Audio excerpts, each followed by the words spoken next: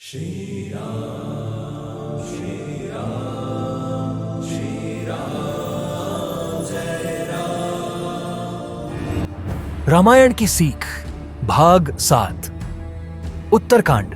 श्री राम के देहत्याग तक के प्रसंगों में हमारी जिंदगी से जुड़ी चुनौतियों के समाधान भी।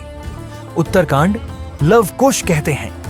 जो रामायण का प्रतिदिन पाठ करता है वह धन और दीर्घायु तो प्राप्त करता ही है, उसे सभी तीर्थों की यात्रा के बराबर पुण्य भी मिलता है। संवाद 116 सीता धरती और श्री राम। प्रभु राम के दरबार में उपस्थित हुई सीता कहती हैं, मैं श्री राम के सिवा किसी पुरुष का स्पर्श तो दूं, मन से भी चिंतन नहीं करती। यदि यह सत्य है तो पृथ्वी देवी मुझे अपनी गोद में स्थान दे। तभी पृथ्वी देवी प्रकट होती हैं और सीता जी को गोद में बिठाकर रसातल में समा जाती हैं। यह देख श्री राम दुख में डूब जाते हैं और कहते हैं, पूजनीय भगवती वसुंधरे, सीता को लौटा दो या मेरे लिए भी अपनी गोद में जगह दो। ब्रह्मा जी के बहुत समझाने के बाद श्री राम शांत होते हैं। चुनौती। आज के समाज में स्त्री के आत्मसम्मान, भरोसे और सामाजिक निर्णयों पर बार बार सवाल उठते हैं। सीख। क्रोध या प्रतिशोध न चुने, शांति, धैर्य और आत्मविश्वास से उत्तर दें। अपमान या अविश्वास झेलना पड़ी डूडी तो संयम ही सबसे अच्छा उत्तर होता है। संवादो अलाला। श्री राम काल और लक्ष्मण। 11,000 वर्ष जीने के बाद श्री राम को लेने काल आए। उन्होंने प्रतिज्ञा ली कि यदि किसी ने उन्हें देखा तो उसे मृत्युदंड देना होगा।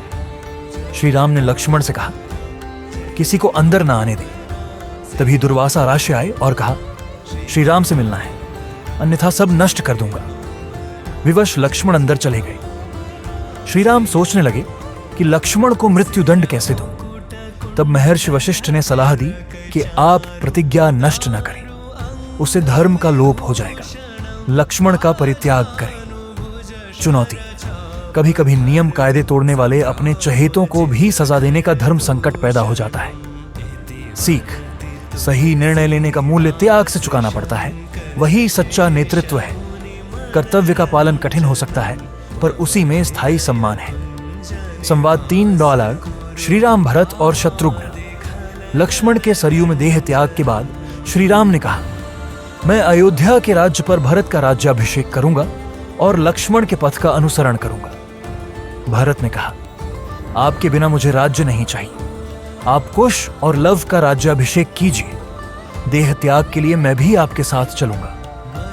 अयोध्या की संपूर्ण प्रजा श्री राम के पीछे पीछे सरयू की ओर चलने लगी। जिसने सरयू में गोता लगाया वो दिव्य शरीर धारण कर देवताओं के समान दीप्तिमान हो गया। चुनौती।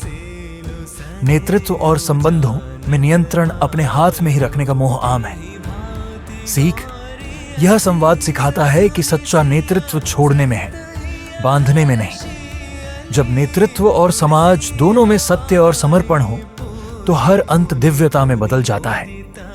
जो मनुष्य प्रतिदिन पाप करता है वह भी यदि महर्षि वाल्मीकि द्वारा रचित इस रामायण के एक श्लोक का भी नित्य पाठ करता है तो पापराशि से मुक्त हो जाता है। पुत्रहीन को पुत्र और धनहीन को धन मिलता है। इस लोक में जिसने रामायण की कथा सुन ली उसने मानो प्रयाग आदि तीर्थों, गंगा आदि पवित्र नदियों, नैमिषारण्य आदि वनों और कुरुक्षेत्र आदि पुण्य क्षेत्रों की यात्रा पूरी कर ली। जो व्यक्ति इसे प्रतिदिन सुनता है वह निष्पाप होकर दीर्घ आयु प्राप्त कर लेता है। इसे सुनने वाले मनुष्य के पिता, पितामह, प्रपितामह, वृद्ध प्रपितामह और उनके भी पिता भगवान विष्णु को प्राप्त कर लेते हैं, इसमें संशय नहीं है। जो रामायण काव्य के एक श्लोक या चरण का भक्ति भाव से श्रवण करता है वह ब्रह्मा जी के धाम में जाता है।